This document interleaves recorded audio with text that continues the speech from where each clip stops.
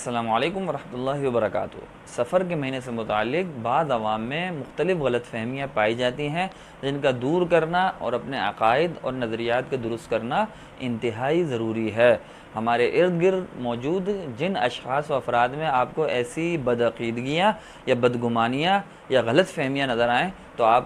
ہماری ہم سب کی ذمہ داری ہے کہ ان کو اصل تفصیلات اور اصل مسائل سے آگاہ کریں۔ سفر کے مہینے کو بہت سی عوام الناس مختلف اعتبار سے منحوس اور نحوست کا مہینہ، اسی طرح سرکش شیاطین کے اترنے کا اور دیگر عجیب و غریب قسم کے توہمات کا مہینہ سمجھتے ہیں۔ اس مہینے میں شادی کرنے سے گریز کرتے ہیں اور اسی طرح اس مہینے میں سفر پر نکلنے سے کسی دوسرے شہر یا دوسرے ملک جانے کو بدشگونی اور اسی طرح نقصان کا سبب سمجھے ہوئے ہوتے ہیں، جبکہ اس کی کوئی حقیقت نہیں ہے، بلکہ یہ مسئلہ تو اس حد تک مسرح ہے کہ آپ علیہ السلام نے خود صحیح احادیث میں تصریح فرما دی کہ سفر کے مہینے کا نحوست سے کوئی تعلق نہیں ہے۔ اسی لیے اہل اسلام اس مہینے کے ساتھ سفر المظفر لگاتے ہیں، المظفر کا لفظ لگاتے ہیں، جس کا مطلب ہے کامیابی کا مہینہ۔ سفر کامیابی اور کامرانی کا مہینہ ہے، یہ کہیں سے بھی نحوست یا شیاطین کے اترنے یا اسی طرح بدگمانی یا غلط فہمیوں کے پیدا کرنے کا یا نقصان کا سبب بننے کا مہینہ نہیں ہے۔ اس میں آپ بالکل بلا شبہ اپنے اسفار کر سکتے ہیں، اپنے تقاریب، اپنی خوشیاں بنا سکتے ہیں۔ یہ بابرکت اور کامرانی میں نے بتایا اور کامیابی والا مہینہ ہے۔ آپ علیہ السلام نے ایک صحیح حدیث میں، صحیح بخاری کی حدیث سے فرمایا لا عدوى ولا سفر ولا حامۃ، کہ اس کے الفاظ کا ترجمہ یہ ہے، آپ ملاحظہ فرما لیں، اللہ تعالیٰ کے حکم کے بغیر ایک شخص کی بیماری دوسرے کو خود بخود لگ جانے کا عقیدہ، اور اسی طرح ماہ سفر کے منحوس ہونے کا عقیدہ، اور ایک مخصوص پرندے کی بدشگونی کا عقیدہ، ان سب باتوں کی کوئی حقیقت نہیں ہے۔ صراحتاً آپ علیہ السلام نے فرما دیا ان بدعقیدگیوں کی کوئی حقیقت نہیں ہے، لہذا کسی مسلمان کے لیے جائز نہیں ہے۔ یہ یہود نے، یہ کافروں نے، یہ اہل باطل نے مسلمانوں کے دلوں میں اور مسلمانوں کے نظریات میں یہ بدعقیدگی شامل کرنے کی کوشش کی ہے، اور افسوس کا مقام ہے کہ بعض مسلمانوں نے اور جانے انجانے میں ان غلط عقیدوں کو، ان بد نظریات کو اپنے اندر داخل کر لیا، اور وہ ایسی چیزیں اپنی شادی تقاریب اور اپنی دیگر اسفار کو سفر میں کرنے سے گریز کرتے ہیں اور اس کو منحوس سمجھتے ہیں۔ میں نے آپ کے سامنے بڑی وضاحت سے بیان کر دیا، ایسی کوئی بات ثابت نہیں ہے۔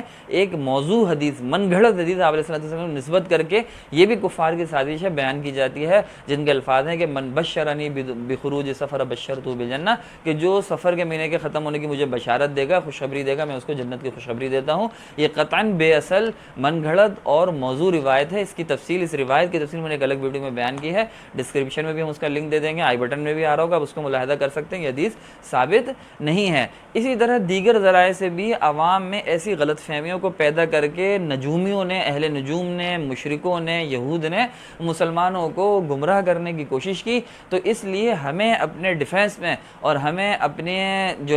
اس کے مقابلے میں درست نظریات اور عقائد کو اپنی عوام میں بیان کرنا، اپنے گھر والوں کو، اپنے ارد گرد موجود افراد، دوستوں کو بیان کرنا اور ان کے نظریات کو درست کرنا، میں نے آپ کو بتایا انتہائی ضروری اور اہم امر ہے۔ سفر کے مہینے کو کہیں سے بھی منحوس سمجھنا درست نہیں ہے۔ اسی طرح بعض لوگوں میں ایک غلط فہمی سفر کے مہینے سے متعلق یہ پائی جاتی ہے کہ آخری بدھ جو ہے، سفر کے مہینے کا آخری بدھ، اس میں وہ خوشیاں مناتے ہیں، اور ان کو یہ باور کرایا گیا ہے، یہ غلط بیانی کی گئی ہے کہ اس سفر کے مہینے کے آخری بدھ میں کو آپ علیہ السلام کو صحت یابی حاصل ہوئی تھی، جو مرض الوفات میں آپ روح بصحت ہوئے تھے، اس لیے ہم اس میں خوشیاں مناتے ہیں، مٹھائیاں تقسیم کرتے ہیں۔ اور بعض لوگ اس بدھ کا روزہ بھی رکھ رہے ہیں، اور مخصوص نمازوں کا بھی رواج مسلمانوں کے ایک طبقے میں پایا جاتا ہے، جو سب کے سب بدعات، من گھڑت موضوع اور کفار و یہود کی جانب سے ڈالی گئی باتیں ہیں۔ ہمیں ذہن نشین رکھنا ہے، ایسی کوئی بات، کوئی حقیقت سفر کے آخری بدھ کی نہیں کہ اس میں خوشیاں منائی جائے، بلکہ حقیقت تو یہ ہے کہ سفر کے آخری بدھ کو آپ علیہ السلام کی مرض کی شدت ہو گئی تھی، مرض بڑھ گیا تھا۔ یہ تو غم کا مقام ہے، اس کا غم تو آپ محسوس کر سکتے ہیں۔ اس میں خوشی منانا، مسلمان تو ایک خوشی نہیں منا سکتا، کافر خوشی منائے تو منا سکتا ہے، وہ بندہ مسلمان کہلانے کے لائق نہیں ہے جو سفر کے آخری بدھ کو خوشی منائے۔ میں نے آپ کو بتایا کیونکہ وہ اس دن صحیح روایات اور تاریخی کتب سے، سیرت کی کتب سے معلوم ہوتا ہے کہ مرض بڑھا تھا، اس بدھ کو انتقال سے قبل مرض الوفات بڑھ گیا تھا، کم ہونے کی کوئی بات اس سے ثابت نہیں۔ یہ کفار نے، یہ یہود نے ہی مسلمانوں کے اندر ڈالی ہے، لہذا ایسا کوئی عقیدہ رکھنا، آخری بدھ کو، سفر کے آخری بدھ کو روزہ رکھنا، نمازیں پڑھنا یا خوشی منانا یا مٹھائی تقسیم کرنا قطعاً جائز نہیں ہے۔ میں نے بتایا سب بدعات خرافات ہے۔ سفر کے مہینے سے متعلق مختلف خرافات اور بدعات رائج ہیں، کوئی بھی بات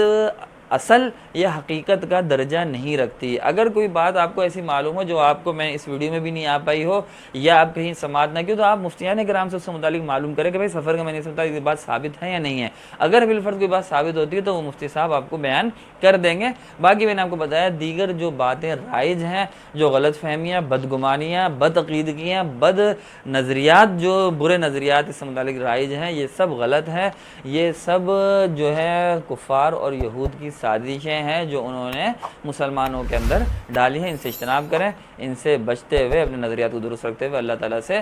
اپنے عبادات میں، اپنے ذکر و اذکار میں اور اس مہینے میں اپنی جو بھی تقاریب آپ نے منعقد کرنی ہے، بلا شبہ بلا کسی جو ہے تردد کے آپ انعقاد کر سکتے ہیں۔ اپنا خیال رکھیے گا، امید آپ کو ویڈیو پسند آئی ہوگا۔ اللہ تعالیٰ ہم سب کا حامی ناصر ہو۔ السلام علیکم ورحمۃ اللہ وبرکاتہ۔